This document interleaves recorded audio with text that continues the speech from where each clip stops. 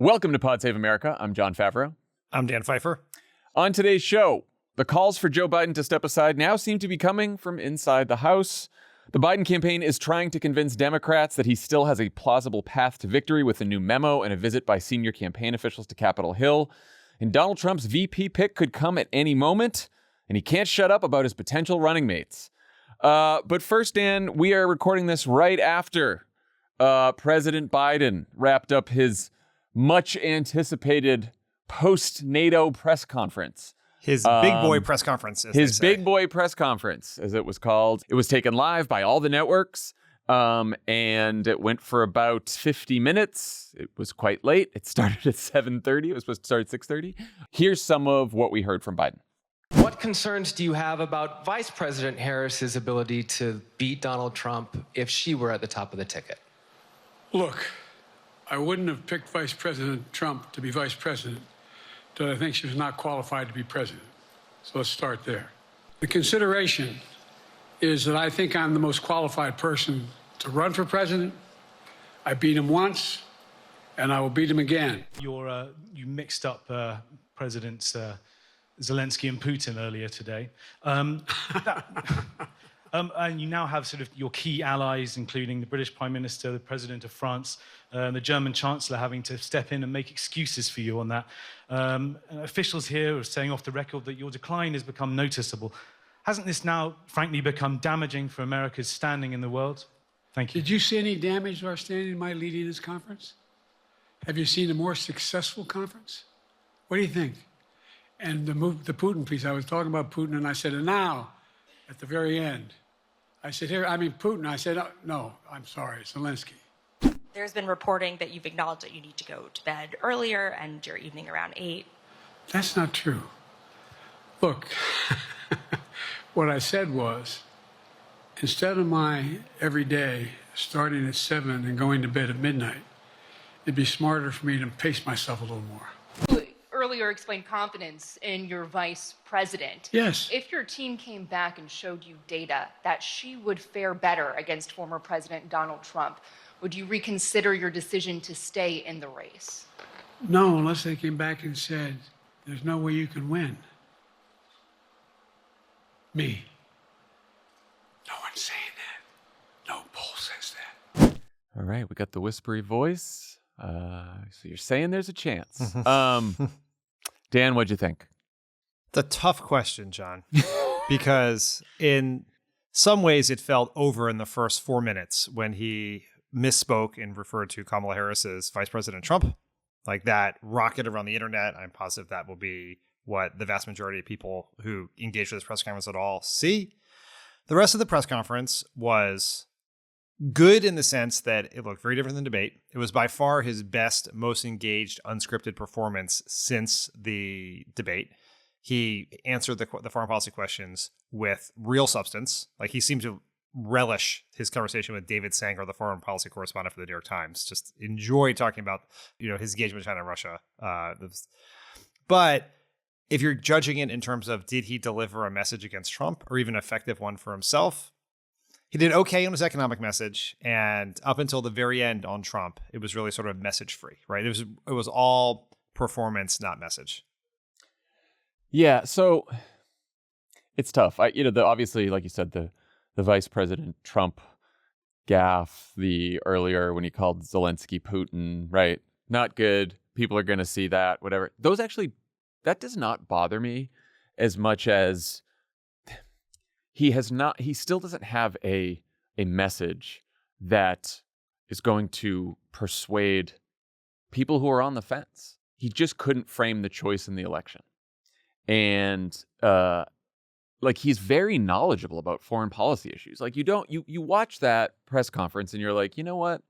This guy, he can do the job right now. And he he clearly is deeply involved in these meetings. He's like remembering conversations with leaders. So it's like, I think the pendulum swung too far in the direction of like, oh, is the guy, has he lost a step? Is he forgetful?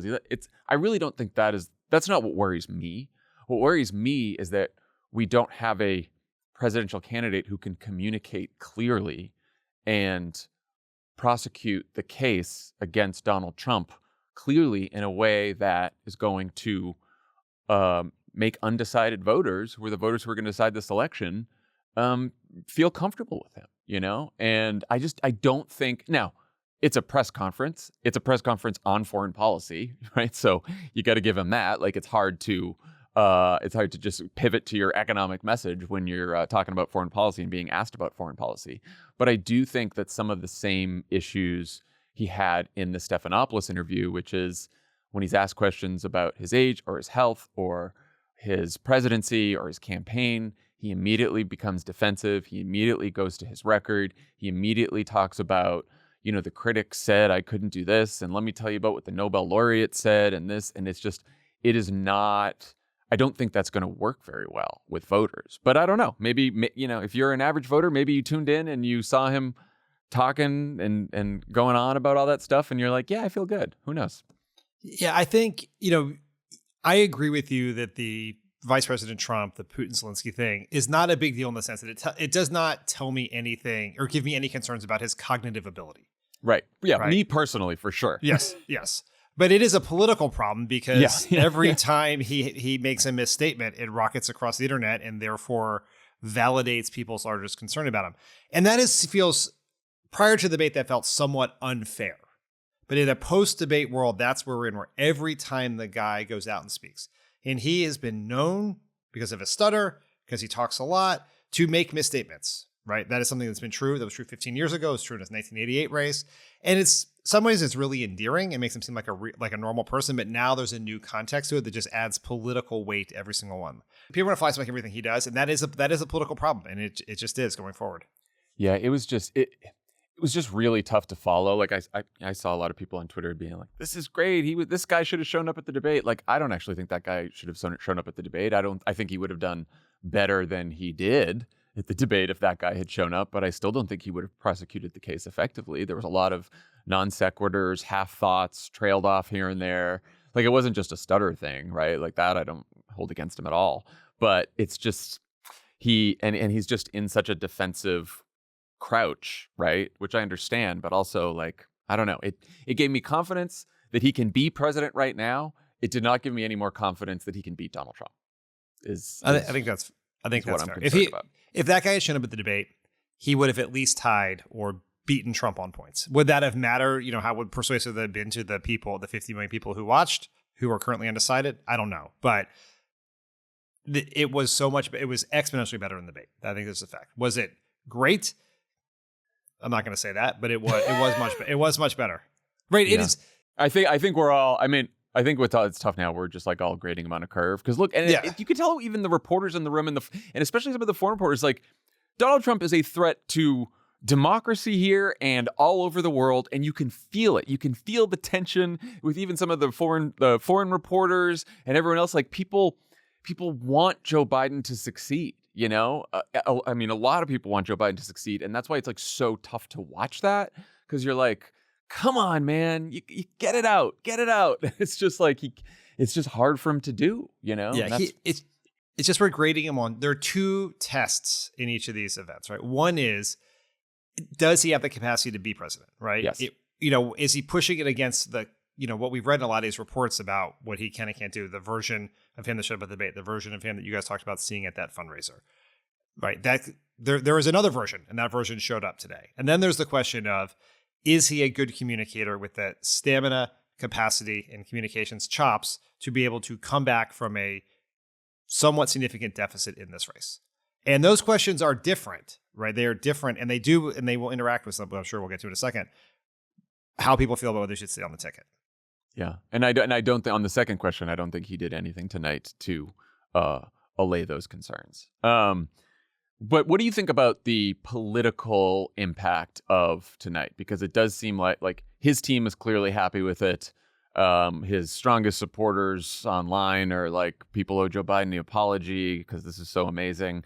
But then even a lot of reporters sort of had the take that we did, which is he really demonstrated a command of foreign policy details and his record and what's going on in the world. So what do you think the sort of the political impact might be?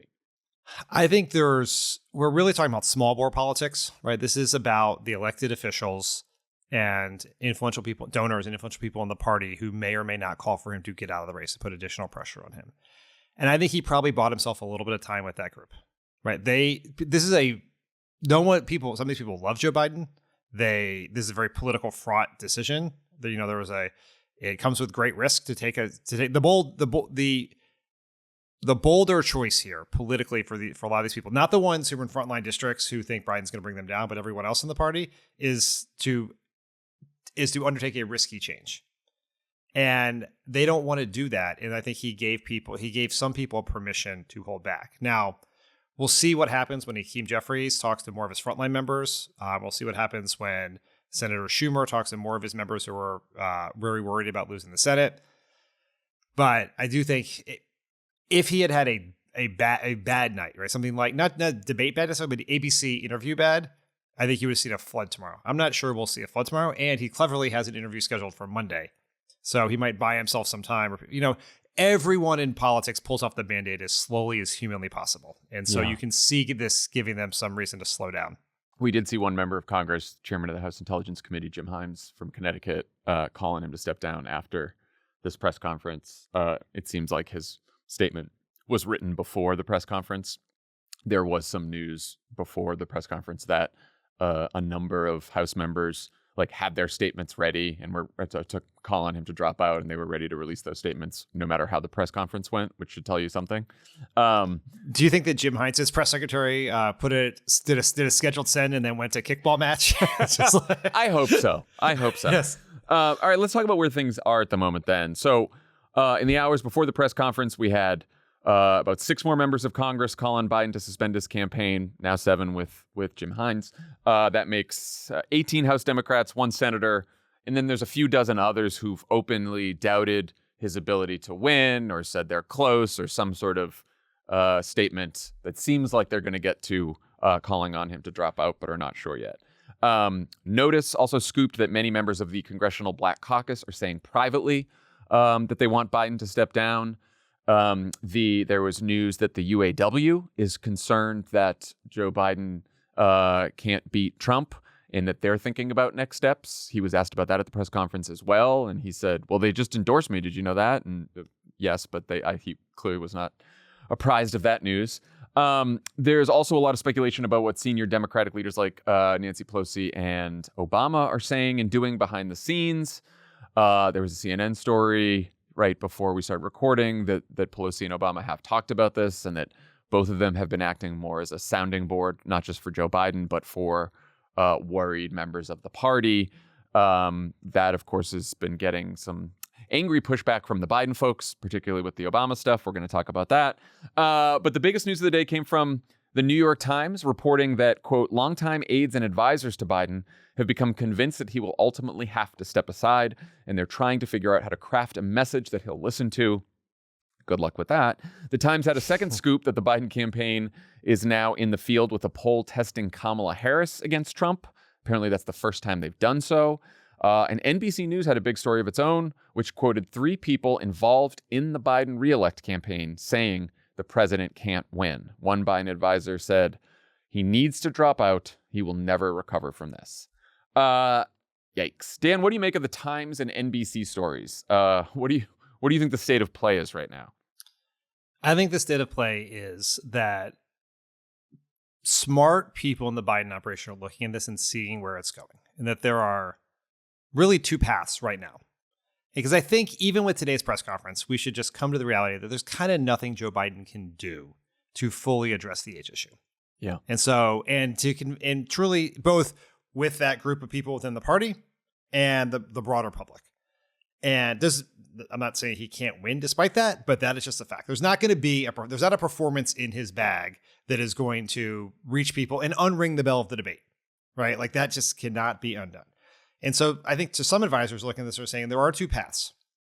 He steps aside and helps maybe get someone to defeat Trump and preserve his legacy, or he continues on what feels like a suicide mission where most of the party runs away from him for the next 4 months. Donors start sending all of their money to the House and the Senate. The energy in the party is not around trying to elect Biden, which many believe is a lost cause. I'm not saying it is, but to take back the House and keep the Senate, create a bulwark against the Trump presidency where, think about this. He is wants to go to Pennsylvania, Michigan, and Wisconsin, right? That is what they see as their path. 3 of the most important Senate races are there. You have Bob Casey in Pennsylvania, Tammy Baldwin in Wisconsin, Alyssa Slockett in Michigan. What are they going to do? They're going to be running away from him the entire campaign unless there's a dramatic change in events. And that is it is uncomfortable. It is a death march, a painful, diminishing, undignified death march to a Trump presidency. And I think there are people who really care about Biden who are beginning to think about how we can get him to avoid that outcome, because at least that's how it felt this morning, that that's where we were headed. Yeah. Assuming that Times report about the poll is true, do you think they're doing it, testing Kamala Harris against Trump, the Biden campaign, because they think it will bolster the case for him staying in, or because they suspect she's running ahead of Biden and this could be something to help Biden reconsider, which is basically what that reporter asked at the very end there? I would like to believe that it is responsible people trying to explore all options here. I am worried, however, that since the gist of most of the Biden high command thus far has been to survive at all costs, that there's nothing that some of them at least would like more than a poll that shows her doing worse than Biden, that they can go set people. Because according to that Times story, they have been using that in discussions with donors and members of Congress and others, which is, yeah, Biden may be in trouble, but if Biden leaves, you're getting Kamala, and Kamala is definitely losing. And if they had a piece of data to prove that, I worry that some of them at least would use it. I don't think all of them, because I think some of these advisors who we just referenced are trying to find the right path here. And in trying to understand the right path, you do want to know what Kamala Harris's prospects against Trump would be. Yeah.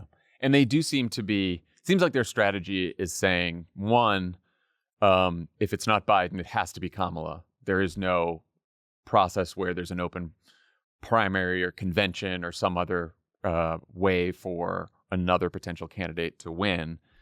And then 2, Kamala can't win. Yeah.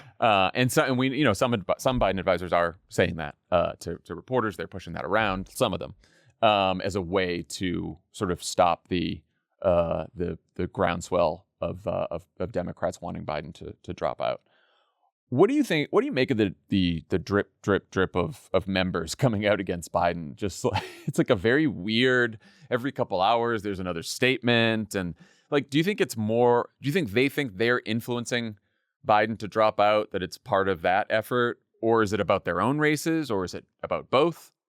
I think it's both, right? For some members who are either coming out in support of Biden or against Biden, who are in safe districts, it doesn't matter. What they say about it's not going to affect their chance of winning re-election, and Biden's not going to bring them down in their district. So it's a very safe and probably honest decision. For some of these members in competitive districts, they feel they are getting their polls back. Yeah, and their polls are bad, and they are bad. And this is the exact time. Wednesday, Thursday, Friday of this week is when you would get a poll back that you put in the field on the Sunday after 4th of July weekend. And they are seeing it and they are looking for dissonance. And I do think, look, we don't talk to everyone in the party, but we talk to a lot of people in the party. And there is an overwhelming consensus among the vast majority of people in the party who work on elections that Joe Biden's chances of winning are quite long, and that he is likely to bring down the House and the Senate with him. And they would very much like him to withdraw. Those people may be right, they may be wrong, but that is how people feel. And there has been this huge chasm between what people are saying publicly and what they believe privately. And they keep waiting for someone else to go ahead to do it because no one wants to be the one who does it. But that is sort of where we are. And as more people do it, it's like the water is warm in this pool. Hop in. I just want to because I'm sure that people who are following this story or listening to us or just watching it unfold on Twitter and on their screens and on television, don't quite understand this because so many of these conversations are private. But it's not just like a majority of people we're talking to in the party. It's not like an overwhelming majority. I have not had one person that I've talked to, and we have both talked to so many people of people, different ideological backgrounds, men, women, Black, Latino, gays, literally everyone we've ever worked with in Democratic politics. I haven't had one person say to me, he should definitely stay in. Come on, this is crazy. Like, he's the best shot that we have. No one has said that. No one has said that. And you can tell with some of these, and a lot of people are like, hey, thanks for what, I'm glad you guys are speaking up because we, a lot of us can't, and for good reason. A lot of these people have contracts. They're working, it's their jobs, right? Like, they can't speak up. Like, I totally get that. Like, I had one person who's connected with the campaign, like, reach out to me, and I was like, I'm going to get in trouble. And then they're like, the polls are really bad. We got to get more of these bad polls out on television because maybe that's the only way that Biden might reconsider, because I don't think he's getting the right information from his senior advisors, and he needs to see that some of the polls are really bad. Like, that's what we're hearing. So just so people know. And the other thing we're hearing is just like, these are rumors, but you hear them from everyone, and I think it's sort of borne out by some of how Biden's approached this is he's not talking to people who think he should drop out. Yes. You're not allowed to bring him bad information right now. Yes. He did not go to the House or the Senate caucus. He has not brought the House and the Senate down to meet with them, which is a huge flag, because if there was one thing that Joe Biden we know loves to do, it's talk to members of Congress. Pick up a phone, he'd call them, he'd have them down. That is his superpower, and he has not done that. He is not seeing the polls, right? He's clearly seeing different polls, and he doesn't seem to believe polls anyway, as he said in this press conference today. And so that is sort of the situation that we are in. But it is we've been in this staring match for 2 weeks, and we're still in this staring match where ultimately it's up to Joe Biden. Well, let's talk about the timing here, because so we have the Republican convention next week. A lot of media attention will turn to that. Starts on Monday. Like you said, Biden does have a sit-down interview Monday night with Lester Holt. And then we've got the Republican convention. We've got Trump will name his VP candidate then, if not before then, right? Like, we could have it Friday, we could have it Monday, Tuesday. And then after the Republican convention, then we're getting pretty close to when the DNC wants to schedule this virtual roll call vote so that Joe Biden can get on the ballot in Ohio, which seems like, even though they scheduled that before the debate, it does seem like convenient for them that they can officially nominate him well before the August convention so that they can finally close this conversation once and for all. Like, do you think that Joe Biden can just run out the clock here? I do. I do think he can run out the clock.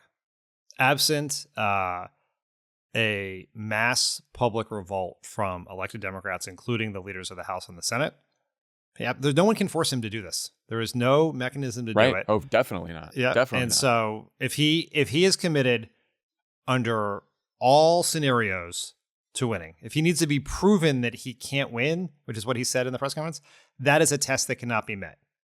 Yeah, because no one's gonna. People are gonna say it's unlikely you can win. People can bring data to him to say, it looks like from the data that Kamala Harris has a better chance to win, or Gretchen Whitmer, or whoever else, Josh Shapiro. They can show him all that data, but no one's going to show him data that says you can't win, because he can't. You can't, right? You can't, of course, it's possible for him to win. Of course. Yeah. Anything's possible, and so we'll see what happens. In the press conference, he did make a slight pivot where in the previous interviews, he said this conversation is over. The very pugnacious, I think pretty arrogant letter that they sent to Congress that addressed no concerns, that was like, this is over. Shut up. Get on board. He did imply here, and it is, it's hard to know what is really sending a signal and what's just an answer, but that he believed he still had more concerns to assuage. Right. Yeah. And so it seemed like maybe that process was, and he got asked a follow-up. That Scripps reporter at the end asked great questions, I would say. Really great questions. Yeah. Great questions. And one of them was, does that mean the conversation's not over? And he didn't really answer it, but it was not he did not sound as definitive as he had before. So I don't know whether that's a shift in his mentality or just a shift in his public attitude about it. Because many people have pointed out, you guys talked about this a lot on Tuesday's pod, that sort of attitude was turning off members of Congress. It was making the problem worse because it was angering them in how it was approaching. And so maybe I don't know whether he's changed his attitude or he's changed his language around it. So Joe Scarborough said this morning on Joe Biden's favorite television show, Morning Joe, that the Biden campaign told him that they think our old boss, Barack Obama, is orchestrating the push to get Biden to drop out. He also said Joe Biden is, quote, deeply resentful of his treatment under the Obama staff. And the New York Times wrote that Mr. Biden's advisors think that David Axelrod and the Pod Save America bros are, quote, operatives who worked for a cerebral, cool guy president and never understood the world, according to the scrappy kid from Scranton. Care to respond, my fellow elitist pod bro?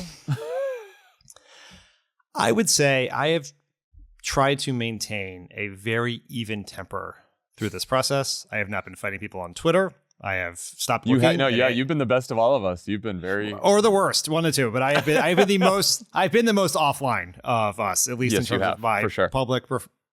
So I've tried not to do that because I find this situation very personally uncomfortable because we know all the people who work on those campaigns. They are friends of ours. We are still staffers at heart. Like I still to this day, and I always check in my head. I always think like, how is what I'm saying? Like, doesn't change what I say, but I think about it. Was what I'm going to say make the job of the people who used to have my jobs harder, right? Like, is it going to make it's going to anger them, upset them the way people did that to me? But that New York Times piece just pissed me off to no end because the idea that we are doing this, that we are raising questions about whether Joe Biden can win purely out of personal animus is so fucking infuriating because I love Joe Biden. Me too. I grew up in Delaware. My first political experience in my life was meeting Joe Biden in second grade at a fair, right? Because I'm a fucking nerd. When I was 12, I followed his primary campaign because I thought it was really cool that someone from my state that I had met be president of the United States. When I went to college in Washington, you know what first thing I did? Go intern for Joe Biden, right? It always been incredibly decent and good to me. Like called me when I got my first job in the White House. He visited me when I got promoted once. Just great to my family. Love the guy. And it's just the way that the idea that this is somehow some personal attack on Joe Biden because he didn't go to an Ivy League school, or I don't understand Scranton, or we don't understand Scranton, is just so infuriating. It's infuriating personally but it's more infuriating because it explains why they have fucked up the response to this debate so bad. Because it's not about Joe Biden. It is not. Everything is now about Joe Biden. It's people are mad at him. They don't get him. Me.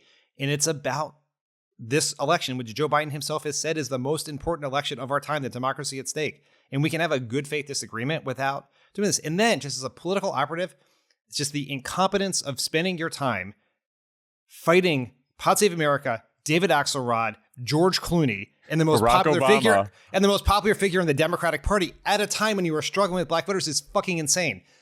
And this is just and I don't know who's doing it in the White House, and like I believe firmly that it's not the people that we know and are friends with.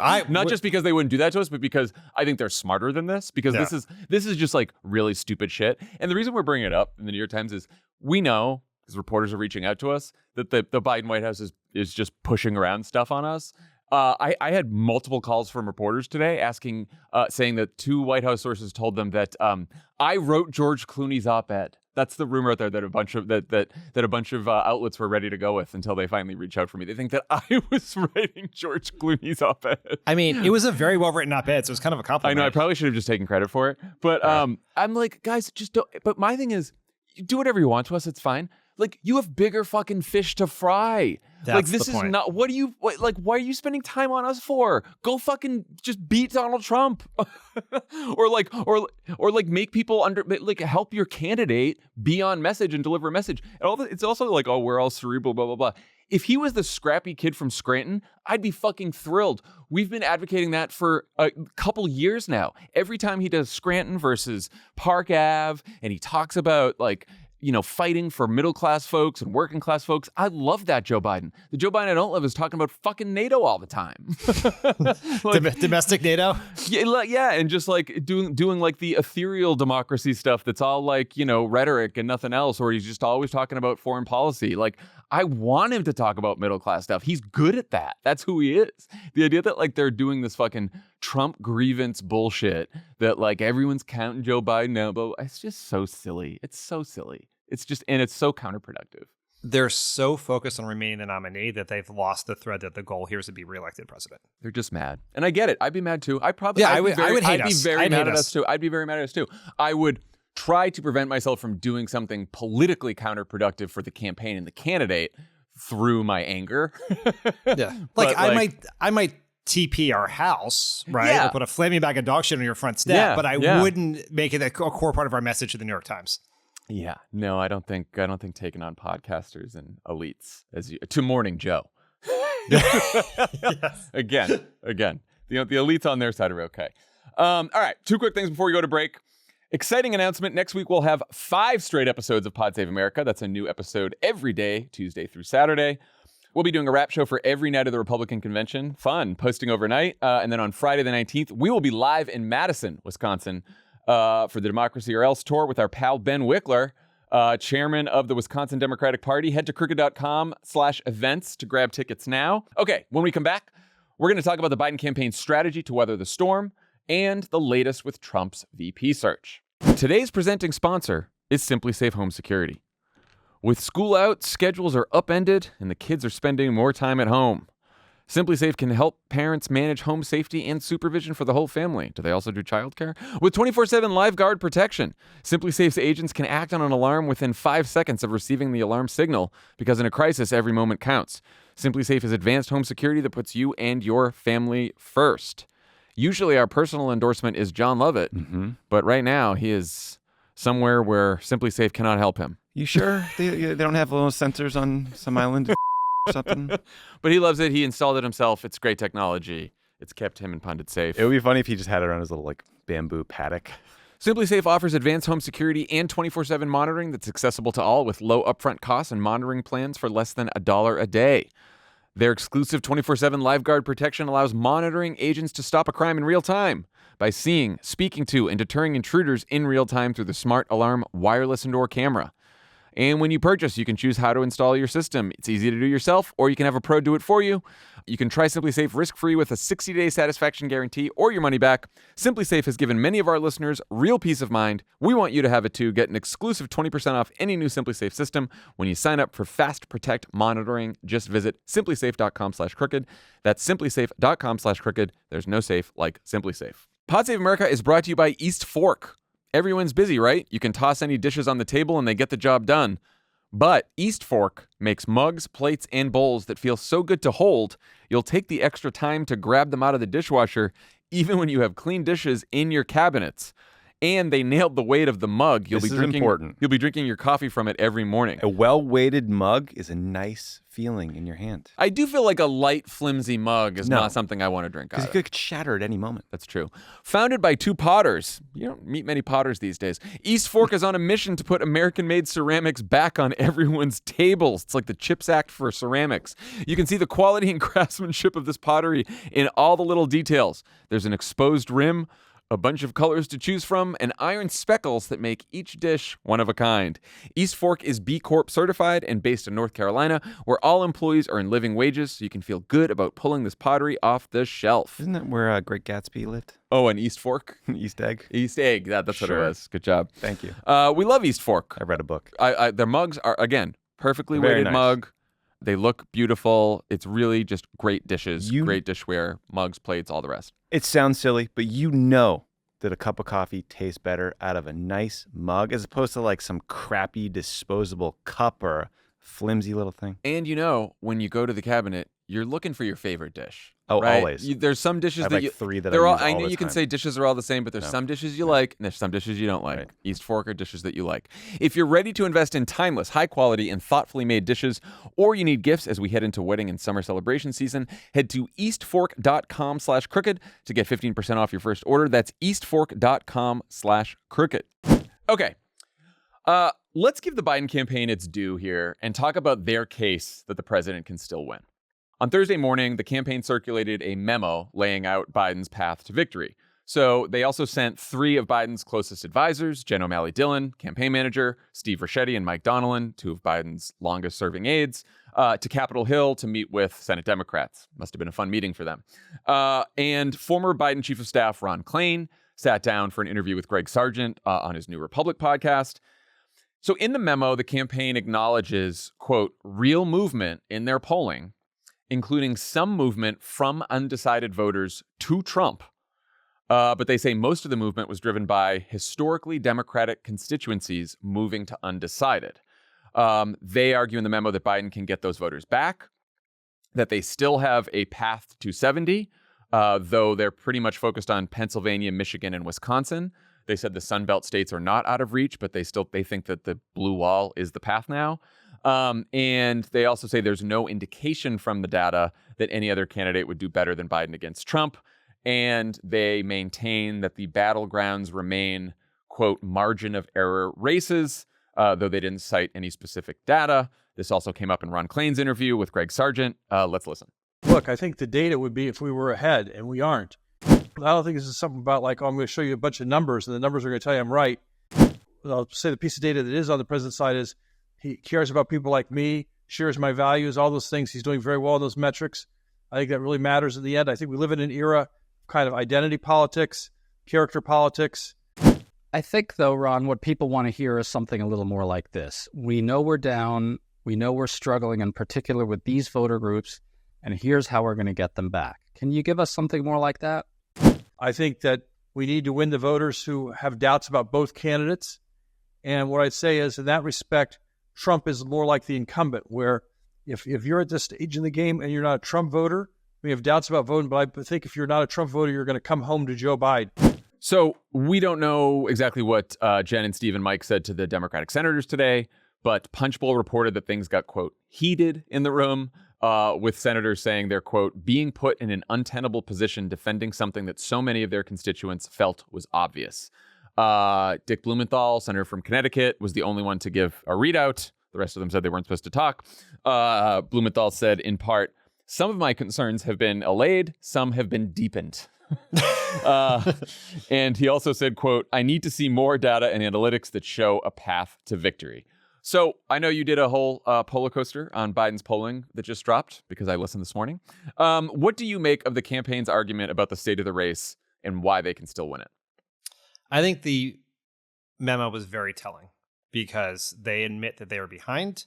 They admit that they have lost voters to Trump. And when you say the races in the battleground states and the three you need are in margin of error, it means you're behind within the margin of error. Because if they were winning, they would say of course, yeah.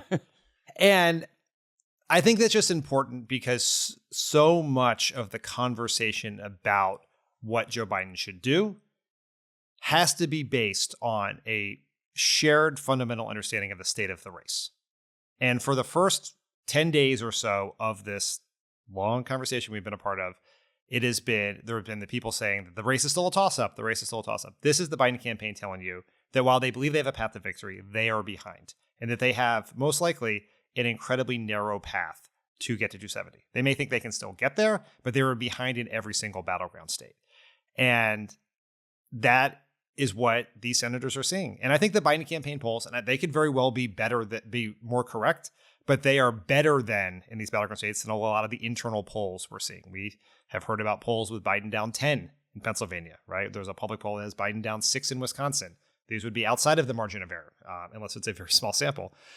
And so, yeah, they're in a tough spot. Can they get there? What I think the memo and Ron's interview is lacking, and I'm going to get back to Ron in a second, but is a path of how Biden actually does the persuasion, right? Like, yes, these are the voters you need. Yes, many of them are double haters. They don't like Trump, but they also don't like Biden. Historically, and this is a historical election, but historically, the undecided voters tend to break against the incumbent. I don't know that I buy that this time necessarily because Biden and Trump have 100% name ID, and they're kind of both two incumbents. Yeah, two incumbents. But if, to Ron's point, if you weren't for Trump before, but if you weren't for Biden before, right? If you hadn't decided to vote against Trump already, what's going to make you do it? And also, if you weren't for Trump before, it doesn't really doesn't fit with everything we've heard in focus groups of voters. Like, we have heard focus groups of Trump Biden voters. They voted for Trump in 2016 and Biden in 20, who say, I think I'm going to go back to Trump. I think if you were never for Trump, it would be hard to imagine you being for Trump for the first time, though I'm sure there's still some of those voters. But there was a good chunk of Trump Biden voters in 2020, and I think from all the focus groups and all the polls, Biden's having some real trouble with those voters. I think the other thing that was telling in that memo is, so they acknowledge that they're behind. They acknowledge that some of the voters have moved from undecided to Trump, and then some traditional Democratic constituencies have moved from Biden to undecided, right? And they think they can get those back. So let's say, so those are probably younger voters, Latino voters, probably some younger Black men, right? These are some of the constituencies that they've been having trouble with. Even if they have a plan to consolidate those voters, as they say is possible, give them that they can do this.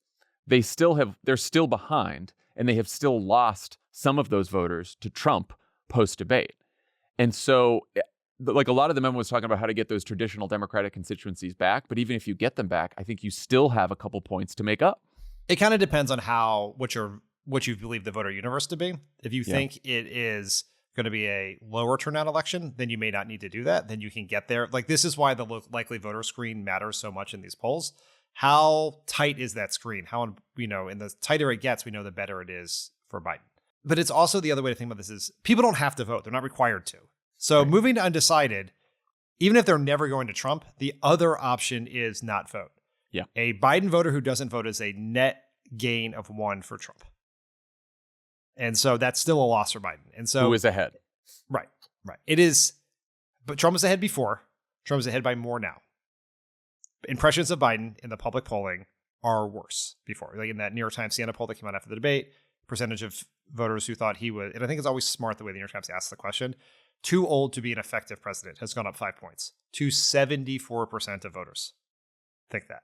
And so he's just in a very, very tough position. And if we're being Brian said something in the press conference about how I think he said like 4 or 5 incumbent presidents had numbers worse than his at this point in the campaign. I didn't know what he was talking about. I mean, someone gave him that piece of information, I assume. I'd be curious to know what it is. To my knowledge, couldn't be in modern times.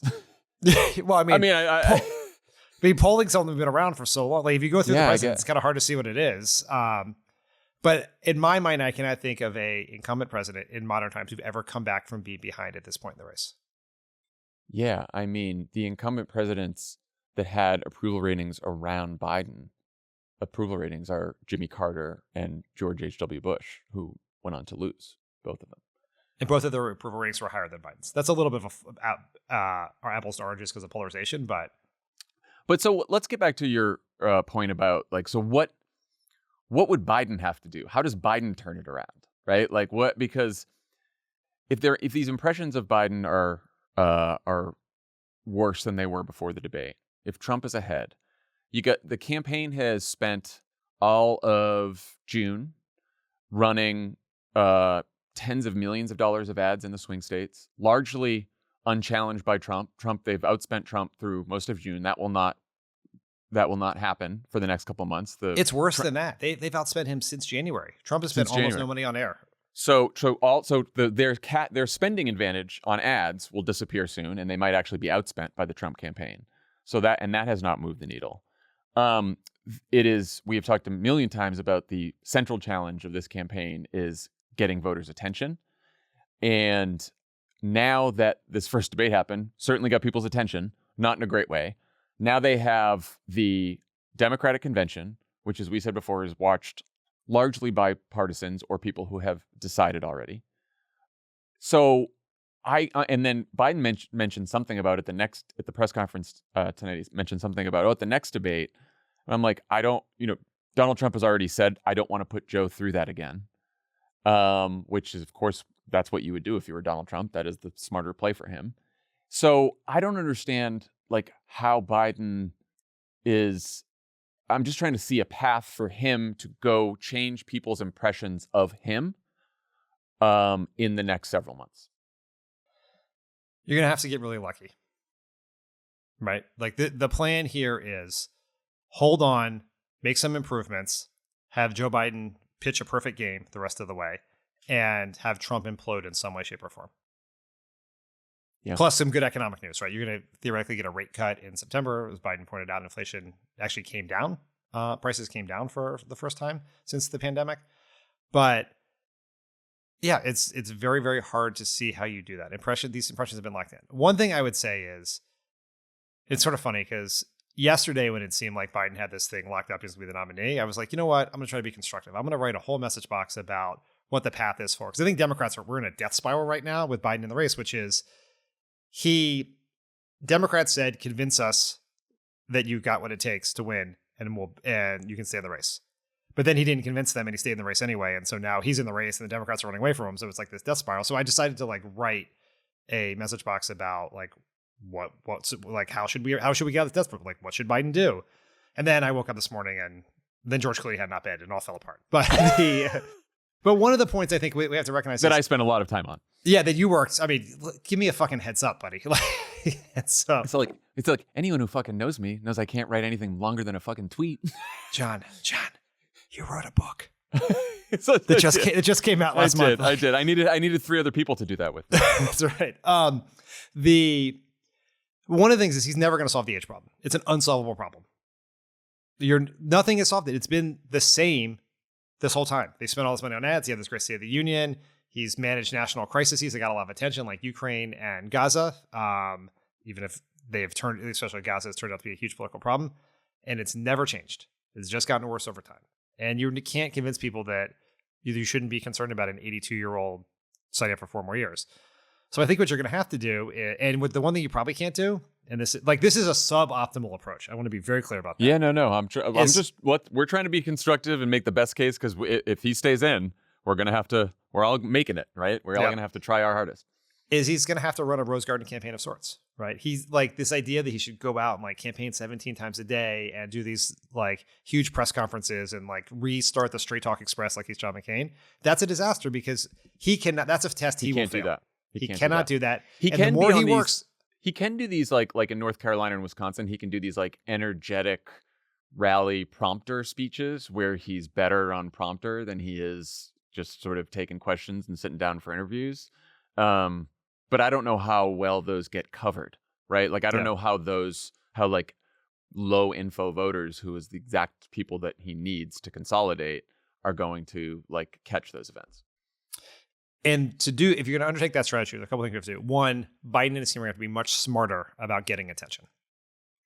They have shied away a lot of times they've gotten better in recent months about seeking out conflict. That's how seeking out that debate. Oops. But it's this is the problem is they have a lot of creative, smart ideas about how to get attention. But all those ideas require Joe Biden, and they don't want to use Joe Biden because they are worried that what happened at the debate will happen again. This has been their problem the whole time. Okay. So that's one. I think 2 is Kamala Harris has to be everywhere. Yeah. Right. They have resisted putting her out there. I think for some ego reasons there. I think the traditional VP candidate is off Broadway, right? They're in the secondary markets. They're not doing the big interviews. Kamala Harris should be everywhere because even though the VP happens on the margins, in terms of how people think about it, people are going to think very seriously about what role Kamala Harris is going to play for the next 4 years if Joe Biden's reelected. And she's the best messenger on the ticket by a factor of 1 million. And especially recently, she's been great. Her events, if you've caught clips of her events, they're fantastic. Yeah. And what is she best at talking about? Abortion? Yeah. Democracy? The rule of law with a convicted felon on the other side, and the Supreme Court. The issues that, that do that. And then the other thing, and I'll leave some of it for the message box I'll write one day when this conversation is over, but is admit you're behind. Become the underdog. They campaign I think this is Biden, not the campaign, refuses to admit that. Because what you want people to do is you want to focus like a laser on the idea that Donald Trump could be president of the United States. And that even if you don't like Biden, even if you think he's too old, you got these 2 choices, and the other one is fucking scary. And so you have to put that in people's mind. But if you keep saying, I'm going to win, like it's a toss-up race, then that's not going to, you need people who don't love you, don't think you should be president to vote for you because they're so fucking scared of the other guy. And until you center in their mind that he could win, you're going to fail at that task. Listen to the experts. The experts say that my economic plan is the best. Listen to the experts. Not Like, experts. that's 16 Nobel Prize winning economists. Yeah, you can do it. You know what he should be? He should be the scrappy kid from Scranton. And I realize that's a very cerebral thing to say, but I think that's his best bet. Who called him the scrappy kid from Scranton, by the way? What's that? Who originally named him the scrappy kid from Scranton? I don't know. Maybe he named himself that. I think it was Possible. Barack Obama. Oh, that might have been in his announcement speech of, I'm pretty sure, of Joe Biden as his running mate. Yeah, that could have been it. How nice of Barack Obama to come down from the Ivory Tower to make that point. To select him as vice president. Yeah, no, that was. All right. Speaking of the convention coming up, as we were preparing to record this podcast, we got word that the RNC adopted a new rule that says Trump can announce his running mate at the last absolute minute, basically up to an hour before the delegates officially vote. So we may have to wait a bit longer, but who knows when he's going to announce that. On Wednesday, Trump went on Brian Kilmeade's Fox News radio show to talk about the leading contenders in depth. Let's listen. On your vice president candidate, word is that you won't pick J.D. Vance because of his facial hair. Is that true? No, facial hair. I've never heard that one. Number two, no. Doug Burgum, the thing he that looks hurts. like a young Abraham Lincoln. Right, he's a handsome man. Doug Burgum, he's a nice guy. On abortion in North Dakota, he signed something the legislature handed him. Does that hurt him? Well, it's a little bit of an issue. It's a pretty strong ban. You know, I think Doug is great, but it is a strong. He's taken a very strong stance, or the state has. I don't know if it's Doug, but the state has. Yeah. It's an issue. And lastly, Marco Rubio. An issue. You know, Marco Rubio and being from Florida, would that stop you from picking him? No, but it does make it more complicated. You know, you do that, and it makes it more complicated. There are people that don't have that complication. Now, it's fairly easily fixed, but you have to do something with delegates, or there has to be a resignation, you know, et cetera, et cetera. Care to do any tea leaf reading from Mr. Trump's comments? I mean, the best part of that by far is when Brian Kilmeade says that J.D. Vance is a handsome man, and then Trump rejects the notion and says, he's a nice guy. like that might have just killed J.D. Vance's chances right there. That's right. He'll accept the idea that that his beard is okay, but he will not accept the idea that he might be handsome, which he's not, in Trump's defense. No, that is true. That is true. So listen to this. It seems like Doug Burgum, who I have always had as the leading contender, is a no-go. And if you spend as much time and energy as Republicans doing trying to lie about your abortion record with this absurd stuff in the platform, it seems like a weird choice to then pick someone who signed one of the most oppressive abortion bans in the country. Yeah. And so the Marco Rubio thing doesn't sound like he's picking him. But then if you, as I know you did, there was this incredible story by Tim Alberta in The Atlantic where he had an ungodly amount of access to Chris LaCivita and Susie Wiles, the Trump campaign honchos. And they just really unburden themselves in a way that really should motivate all of us to defeat Donald Trump, because that will be a fun fucking read afterwards, because they are cocky as hell about how Trump's going to easily very win. Cocky. I alternated between terrified and also like, this is pretty cocky. Yeah, I think terrified is the right approach, but these people are also huge narcissists. But if you read that and what their targets are and how they're thinking about this election, it really would, based on that alone, it seems like that they would lean towards someone like Marco Rubio, because they seem to be going for the kill shot. Their targets are young black men and Latinos. And so if Marco Rubio is truly there, that would do it. Now, Don Jr. gave an interview somewhere that I heard excerpted on Hacks on Tap, and he basically came out against Marco Rubio because he thought he was an establishment figure that would be undermining Trump and would basically be like working back channels with the rhinos to try and undermine the MAGA agenda. We also learned from Axios today that Don Jr. will now be speaking at the convention right before the VP nominee, and that his favorite is J.D. Vance. J.D. Vance is like the MAGA favorite, right? Like true MAGA. He's going to be the next one to lead the movement. He is a more articulate spokesperson for the MAGA ideology, if you will, than Donald Trump. Anyone's more articulate spokesman for anything than Donald Trump. But I thought that Burgum would be like the safer pick. The abortion thing is interesting. I thought he would be the safer pick just because it's like guy who won't overshadow Trump. He, like the Wall Street Journal editorial board is fine with them. Some of the Republicans that you were worried, this probably the Haley Republicans are fine with Doug Burgum. He's rich. He could cut a check.